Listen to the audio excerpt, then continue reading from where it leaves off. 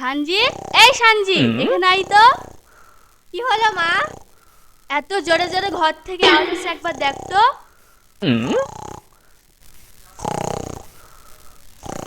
দুলা ভাই, ও দুলা ভাই, বাপ রে বাপ, খাসি এমন করে নাক ডাকছে যেন মনে হচ্ছে বাড়ির পাশ দিয়ে মালে ট্রেন যাচ্ছে।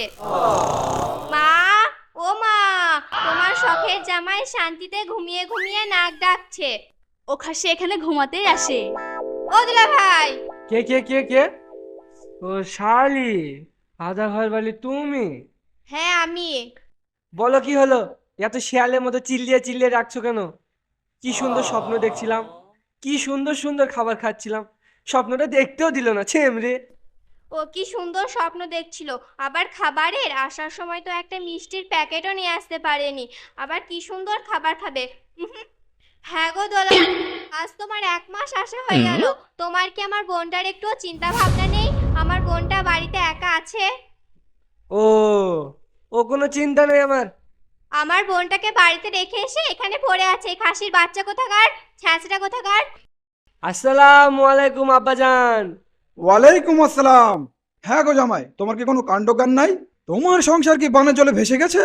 তুমি আমার মেয়েকে রেখে এভাবে পড়ে আছো, আটমোল্লা করছো, তোমার কি লজ্জা লাগে না? শালা শ্বশুর বলে কি রে?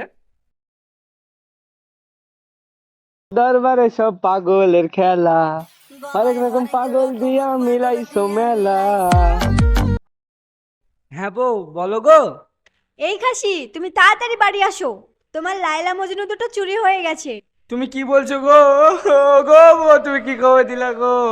আমার সেই নাইনা মন্দির দুটো চুরি হয়ে গেছে রে। ও বউ তুই দাঁড়া, আমি কুকুর ধরে আসি। ও জামাই, কি হয়েছে? আমার নাইনা মন্দির দুটো চুরি হয়ে গেছে। লায়লা মজনু কে বাপ? ঠিক তোমার মতো দুটো আমার কুচকুচে কালো ছাগল। আমি যখন বাড়ি থেকে আসছিলাম তখন কি সুন্দর করে ঘাস খাচ্ছিল গো, গোপাত গোপাত করে। হ্যাঁ, ছ্যাচড়া বাচ্চা বলে কি? আর কয়েকদিন থাকো, তোমার উন্নতি হবে। শালা জামাই, শালা ছ্যাচড়া। যাক, এইবার ছ্যাঁচড়ায় বিদায় হলো।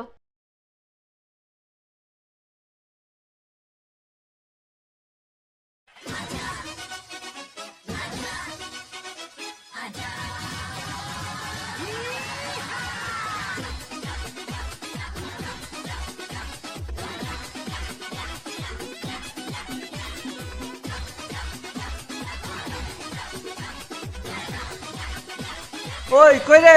ঘর থেকে বের হ, তাড়াতাড়ি বের হ, শীঘ্রই বের হ। এই খাসি, কি হলো?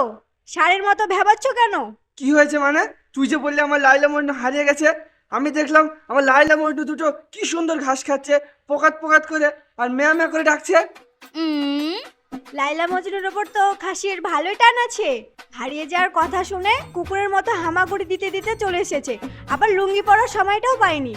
আর বউটা রেখে আমার বাপের বাড়ি ছ্যাচড়ার মতো পড়ে থাকো, আর বাড়ি আসার নাম নাই, তোমার লজ্জা লাগে না?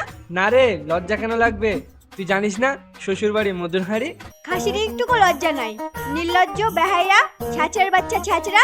শরীরটা কেমন কেমন করছিল, বেশ শুয়েছিলাম, ছিমড়িটা ঘুম ভাঙিয়ে দিল।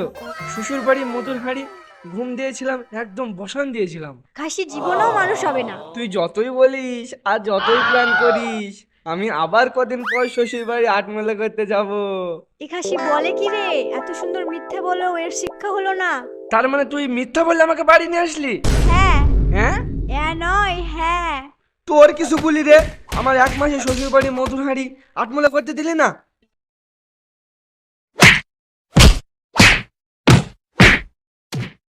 বন্ধুরা, শ্বশুর বাড়ি গিয়ে কেউ সাজনা করো না, না হলে এইরকম জল্লাদ বউ মেরে দেবে না।